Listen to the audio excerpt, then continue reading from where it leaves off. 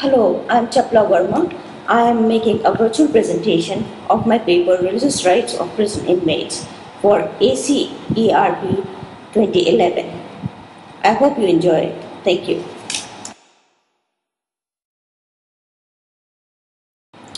The humane treatment of incarcerated population is a hallmark of a civilized society. Indeed, the standards of human rights are reflected in the manner in which any society handles those who are imprisoned for violation of laws. Most nations have endorsed the United Nations guidelines that define the rights of prisoners. Some of these important rights are to respect the religious beliefs and cultural precepts of the group to which the prisoner belongs, to retain the human rights and fundamental freedoms of all the prisoners set out in the Universal Declaration of Human Rights and where the state concerned is a party, the International Covenant of Economic, Social and Cultural Rights, and the International Covenant on Civil and Political Rights, and the optional protocol thereto, as well as such other rights as set out in other United Nations covenants to be followed, to apply these principles to all categories of prisoners without distinction. Prisoners' treatment by the state is an important human rights issue. Imprisonment poses crucial changes in the life of an inmate. Though the hope is towards reform of some kind, but incarceration brings life to a screeching halt. Inmates have too much time at hand and nothing much to do.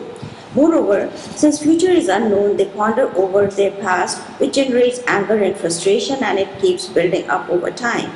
Their present becomes stagnant, though it is hoped by the system that some correction or reform will take place in their attitude and behavior. In reality, not many measures are visible for such reform to take place. Furthermore, as crime is perceived to be an immoral behavior deserving punishment, stigma is attached to their personality and their rights are violated with impunity. The current political climate in which US prisons operate emphasizes security, confinement of inmates, and protection of community. Rehabilitation is rarely the agenda. In this paper, I have focused on the issue of limited Buddhist meditation practice in the US prisons.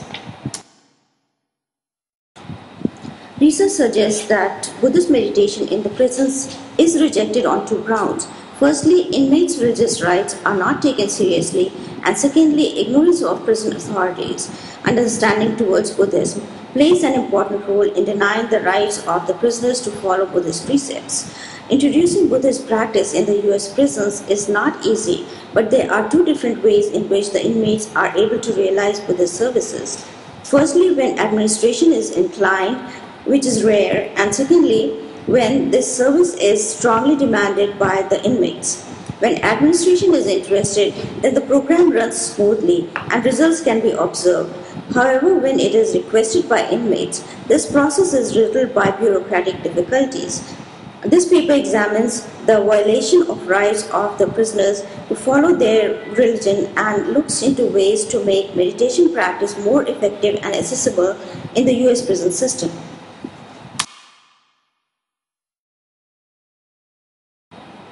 Buddhist meditation as a retreat was first introduced in an Indian prison, a maximum security prison known as Tihar Jail. The process started as a bold initiative by an innovative administrator who saw the need for such a practice. Tihar Jail housed around 8,500 convict prisoners. And in 1993, Kiran Bedi, the Inspector General of Prisons, approached R.N. Goenka's group, Vipassana Sadhana Sansthan, to conduct the first retreat there.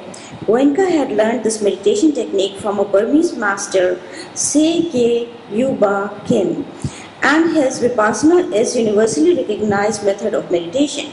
This encouragement from Inspector General and a renowned teacher initially motivated 70 inmates to volunteer and undergo a 10-day retreat.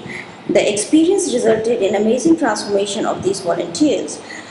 A survey done 3 weeks after the course by Tarsim Kumar, superintendent of jail, revealed some interesting facts about the participants. They showed better control over their anger and had less stressful behavior. They had better concentration on subjects of their choice and show benevolence and compassion towards fellow inmates and staff. Their physical well-being improved too, and all of them became more truthful in their daily interactions with other prisoners and staff. Significantly, they focused more on the present after the retreat and were more at peace with their condition. This experiment at Tihar jail gained international acclaim and in certain ways became the starting point of Buddhist meditation to be introduced by prison authorities in India, as well as in the US. Buddhism is not a majority religion in contemporary India, though regular meditation practice still remains alive among many people. The program was accepted readily in India because prison staff, administrators, and inmates had more awareness of Buddhist meditation than their counterpart in the West, where it is still to take root. In this context, the best results have been seen when Buddhist meditation is introduced to prison inmates by prison authorities. Impressed by the Tihar jail experiment, then prison psychologist Dr. Ron Kavanaugh at Donaldson Correctional Facility procured 2 films based on the 10-day retreat and made them available to 200 inmates.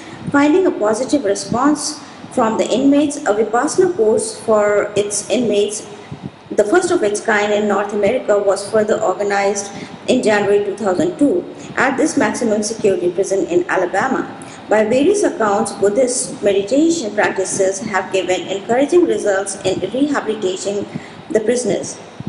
But unless these are supported by the top management, it is difficult to reach the incarcerated population. Even in India, the program was successful as long as IG prison Dr. Kiran Bedi was in charge. After she left, a visible lack of interest among the prison authorities led to the gradual decline of Buddhist meditation program in the prison. Clearly, inmates' human rights and religious rights are observed best when administration is interested in doing so. Please go to part 2.